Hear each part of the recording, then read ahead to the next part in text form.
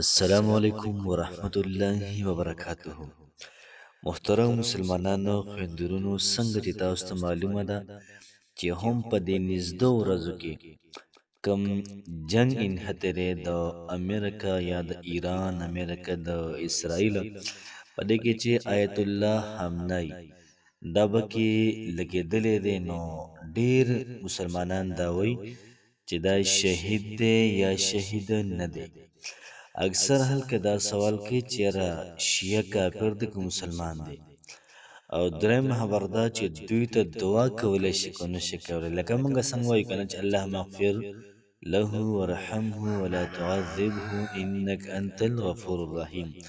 یا موږ وایو چې الله پاک دا سړی وبخي. نو دغه رنګې دعاګانې دا ورته کولی شي که نه. هلته کې جنگ شروع دی او دلته کې یو قسم دا مسلمانانو په منځ کې هم دا خبرې شروع دي، جنگ شروع دی چې یاره دا څنګه خلک دي. محترم راځي په دې کلیپ کې د دریوانو سوالاتو مفصل تفصیلي جوابونه تاسو در کوم، ځان په دې باندې پوهه کې انشاءالله عزیز ستاسو ذهن ستاسو مایند دا به کلیر شي.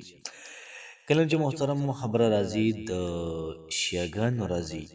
یاد ساتئ شیعهګان د 73 ډلې دي، په دې کې تقریبا 72 یا دغه رنګې 73 ډلې پکې دي، او د هرې ډلې عقاید و نظریات دا جدا جدا دي. کم شیعهګان چې داسې وي چې هغوی حضرت علي ته خدای وي، چیرې حضرت علي دا خدای دی او دا هر څه کولی شي، دا مشکل کشا دی. دغه رنګې کمو شیعهګان چې جبرائیل علیه السلام هغه یادوي چې دنه په وحی کې غلطي شوې ده، ځکه چې د وحی راوړه علي صاحب له او دی لاړه سي د نبي کریم علیه السلام له، نو دنه غلطي شوې ده. یا کوم تهمت چې لګېدلی په عایشه صدیقه رضی الله تعالی عنها باندې، د چا عقیده پکې دا وي، یا څوک دا وایي چې ابوبکر صدیق صاحب رضی الله تعالی عنه دا صحابي نه و، یا څوک دا وایي چې حضرت عمر فاروق رضی الله تعالی عنه دا صحابي نه و، او نعوذ بالله دغه دواړه د جهنم په لاندې طبقه کې دي. کم کسان چې پکې مخالفت کوي د قرآن مخالفت کوي، د قرآن مخالفت کوي، نو محترم مسلمانانو دې کسانو ته شهید هم نشي ویلی او دې خلکو ته یو قسم لا مسلمان هم نشي ویلی. اوس کم شیعهګان داسې دي چې هغه علي صاحب ته خدای نه وایي،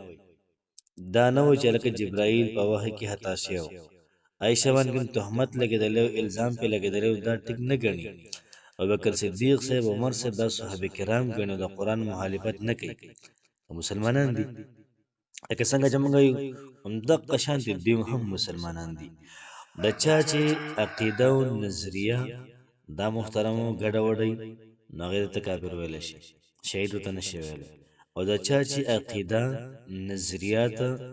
دا ښه برابري، نو دغې ته بیا تاسو کافر دا نشي ویلی. یاد ساتئ چې کوم آیت الله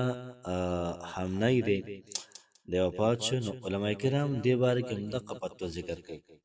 چې یاره که عقاید د دوی صحیح وي نو ټیک ده، مسلمان دی، که نه یې صحیح نو بیا نه دی، بیا وله دوام نشي کولی.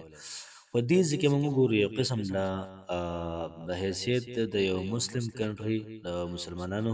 حکومت دی، هلته کې مسلمانانو په نوم باندې رابللی کېږي، هغوی هم په دې وجه ورسره جنګ کوي چې یاره دا مسلمانان دي. نو موږ یو قسم نه به حیثیت مسلم د هغوی سره دودل دا پکار دی، هغوی سره یو قسم نه سپورټ کول دا پکار دی، ځکه چې په دې وخت کې جنګ د مسلکونو نه دی، په دې وخت کې جنګ د کفر او د اسلام دی یو قسم لا. نو موږ که دوی سره ودرېږو سپورټ یې کړو دا به ډېره بهتري، په ځای له دې خبرو چې دا شهید دی یا شهید نه دی، یا دعا وکړو یا دعا ونه کړو، یو قسم لا نور بحثونه پکې دا محترم کلاویږي.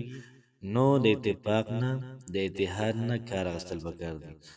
کوشش وکړو چې نورم مسلمانان موږ ټول حلقه اسلام طرف ته راولو، داسې نه کوو چې بس تنګ نظري کوي او په دې خپل ته تنګ نظره کې چې کوم صحیح مسلمانان دي هغوی موږ د اسلام د دایرې نه وباسو، اخر کې به ځان له پاتې شي. نو کوشش وکړئ محترمو چې دې بحثونو کې نه پرېوځو، او کم کسان چې په دې بحثونو کې لګیا سهار ماښام غرمه په ناره باندې یا مړه باندې هغوی ته ویل پکار دي ګوره په دې بحثونو قلار شه دې ټایم کې جنګ بل شان شروع دی یو قسم له موږ به د ظالم مرسته نه کوو موږ به د مظلوم مرسته په دې ټایم کې راکوو